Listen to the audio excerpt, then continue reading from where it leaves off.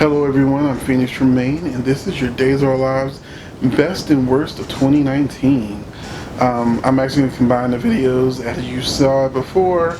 The other soap operas, we did 2 videos of each of those. One was the best, one was the worst. And you're going to understand why I'm choosing to add the best and worst together. It'll make sense by the end of this video. But first, if you haven't done so, please take a minute to subscribe. If you have subscribed, thank you very much. I appreciate it. Please hit that like button, because every time you hit that like button, lets YouTube know this is a good video for a soap opera fan, so they can become soap fan. Now, in the comment section, I'm going to put a copy of the list of the best, and I'll do the worst too. And all you have to do is copy and paste it into your comment, and then you can just type in what you think was the best or the worst. So that's the easiest way to do it. I know some people said they gotta get a pen and paper. No, if you're on your computer, just copy and paste, and then just fill it in that way. It's very easy. But here we go. Days of Our Lives Best of 2019. Show MVP. I put Stacey Haydock because she plays Kristen, Susan's sister Mary Mora, as well as Nicole. So I always like when an actor can play multiple characters, or they're giving a big storyline that not every actor can handle. I always consider them to be the MVP. And this year, or 2019, is Stacey Haydock. Best couple, I put Stephen and Gabby. Stephen and Gabby is the best couple. I feel like Ben and Sierra kind of cooled off in 2019. They were good, but I don't really feel like their relationship progressed. A lot of people wanted Sierra to have a baby or for them to get married. I think that they kind of stagnated a little bit, but at least they stayed together and enjoyed each other a lot, if you know what I mean. There were other good couples, Sarah and Xander, but I couldn't pick Sarah and Xander because technically they never became a couple until the time jump happened, and there really wasn't enough time. So my choice was Stephen and Gabby, because the moment he died, fans went nuts because of the chemistry that Camilla and him had. Best plot twist, Gabby and Stephen fall in love for real. We all knew it was going to happen, and it turned out really well when he gave her the heart necklace. We knew what was going to happen with the whole Julie Hart thing. Well, it was really good. Best story, Kristen pretending to be Nicole. I really enjoyed that. The best moment was, of course, when John pulled the mask off and revealed Kristen to the world. Best guest star, I didn't put a best guest star for Days of Our Lives. I couldn't really think of anyone who was a guest star. To me, a guest star is like maybe 1 or 2 episodes, and so I don't consider Vivian and Tony or anyone like that who had a short stint as a guest star, so I just left that blank. Funniest character, I put John Aniston as Victor, because no one gives one-liners like Victor gives one-liners. Best recast female, I did put Robin Strauss as Vivian. I keep saying the first 2 episodes were very rough, but by the 3rd episode, she had a better hold on the character. She was funny when she needed to be funny. She was vicious when she needed to be vicious. I loved the running gag of her constantly changing wigs. She was a badass when she shot Kate and buried her alive, and she was a lot of fun. I know Louise is like Vivian, the one that fans love the most, but for Robin to come in with 5 days notice and have to just do the thing, she did a great job. Love Robin. Best recast male, Brandon Barish as Stefan. I did not like him as Stefan in the beginning. Tyler Christopher is a hard act to follow. But by the end, I had to realize that Tyler Christopher. He's not going to be that smoldering, kind of sinister, but kind of good at the same time. Brandon basically just made Stefan into a whole new character, and once I viewed him as a new version of Stefan instead of comparing him to Tyler, then I really liked what Brandon was doing, especially towards the end with him and Camilla. Best returning actress, I put Ariane Zucker as Nicole and Kristen. One of the things I appreciate with Ariane Zucker's role is that she wasn't just Nicole. She just didn't come back as Nicole. She also had to pretend to be Kristen. So she was playing two characters, just like Stacey was playing two. Well, Stacey was playing four characters. But I love that there was a distinct difference between Ariane playing Nicole and Kristen. So that was a really good job of that. Best returning actor, I didn't put anybody because maybe Theo Paglia is Tony. I mean, he's always good. I was a little disappointed in Chad's return because he hasn't really done anything. But I guess I didn't put anything in that there, but I guess Theo was the best choice for that.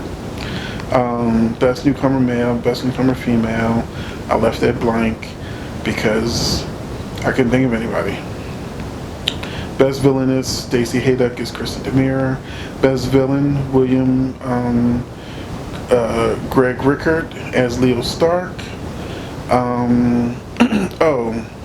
I started to put Rolf, but then I remembered William Rolf, but then I remembered that Greg Rickards gay villain Leo Stark trying to seduce Xander and always trying to get ready to get in the pool and I love the way he made Sonny twist in the wind, and he made Will and Sonny more interesting than they had been on the whole year.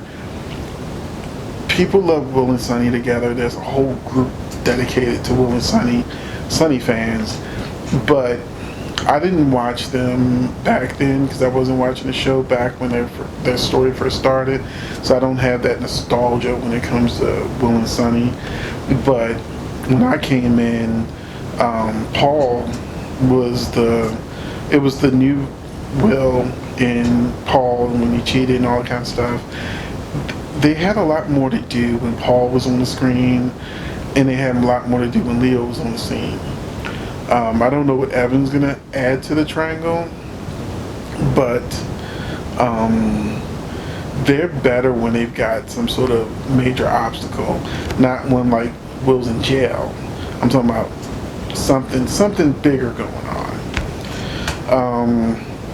Best young adult or kid or teen, I put Rose Keegan as best young adult because Claire, love her or hate her, Crazy Claire was one of the best things that happened on Days of Our Lives.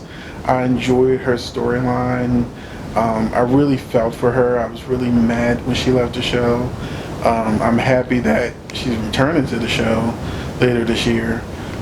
It looks like it may be for more of a long-term role. So I'll be happy when Claire comes back. Best young adult, I put Casey Moss as JJ. JJ on drugs is always entertaining when he's a mess, and Casey does a very good job at that. Best supporting actress, I put Susan Rogers as Maggie. Maggie's return to alcoholism, her friendship with Xander, back and forth with Victor was very entertaining last year. I also put as honorable mention Ariane Zucker's Nicole. I couldn't really decide between the two, but I would give it to Maggie, but I can't not mention Ariane Zucker because she did the thing. To me, if I could give them two trophies, they'd both share it. They both get one. Best supporting actor, Paul Tefler Xander. He's definitely one of my favorites on the show. I'm glad that he finally has a regular role on the show. He's not just coming and going. Best actress, I put Camilla Bannis as Gabby and Stacey Haydock as Kristen. Once again, that's just something you can't decide on. Camilla held a lot of the show up for many, many months. She was running things. This was pretty much Camilla's show, but Kristen also held the show up too. So it was really the Camilla and Stacey show for most of 2019. And the best actor, I put Eric Marstoff as Brady. And then I put it that is a tie also with Brandon, because I love Brady. I really wanted him to get back with Eve. I do love him with Kristen.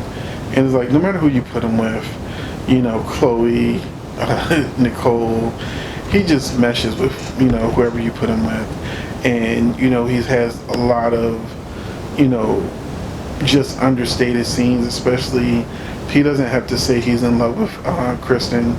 His eyes show every bit of it. Same when he was with Teresa. So Eric was probably my fave actor of all the actors in 2019. And so that's my best of Days of Our Lives for 2019. Now here comes the worst. I am refusing to do a worst list because, you know, now there are people in the comment section saying, oh, I never thought the show was going to get canceled. But I honestly wouldn't feel right doing a whole list of the worst things going on Days of Our Lives when number one, it's my favorite show. They had some really great storylines, a lot of great acting. They really have been doing such a great job. And after a week or two of thinking he might actually get canceled, as a fan, I think it would be a disservice to say that any of 2019 was the worst of Days of Our Lives when they've been kicking ass and deserve to be, you know, the number one soap. Although General Hospital is getting real good. So for me, the number one soap is Days of Our Lives. The number two soap is General Hospital. The CBS soaps, they're struggling. They need new writers. They've lost whole directions and everything. So, but Days of Our Lives, General Hospital, you know, you're doing the damn thing. And I really couldn't find it in me to sit there and try to think of bad things that went on in 2019 when I know that I may not have liked every storyline. I may not have liked every actor. If you watch my show, you know exactly which actors I feel need to go back to acting school. I'll probably see y'all start saying in the comments, there's 2 women that need to go back to acting school. And really, there was no bad male actors. Well, actually, there were 3 bad actresses. But it'd be interesting in the comment section if you've been watching the show long enough to know what 3 actresses on Days of Our Lives in 2019 I thought, good Lord, go back to acting school and then come back on the show. And there's no storyline that I absolutely hated. Every soap opera has those storylines where you fast forward through. You know, I'm not the biggest Jennifer and Jack fan, so but at the same token, I like Jack and Eve, so I never fast forward Jack and Eve. I did enjoy some of the flashbacks with Jack and Jennifer. And I actually like Jack and Jennifer as a couple now, even though she hasn't really done much. As a couple now, I'm fine with Jack. But yeah, so even the couple I thought was boring, I still watched probably 70% of their story, you know. So that's it. I'm not doing the worst of. I gave you a couple of hints on, a couple of things I could have disapproved of. But at the same time, all the things I disapproved of, I still watched. It didn't hurt my enjoyment of the show. And I wonder if you feel the same. Are you going to do a best and worst list? Or you can do a best list and agree with me that, at least for 2019, we'll skip the list of the worst this year. So, thank you for watching. I'm Tremayne, and I will catch you in the next video.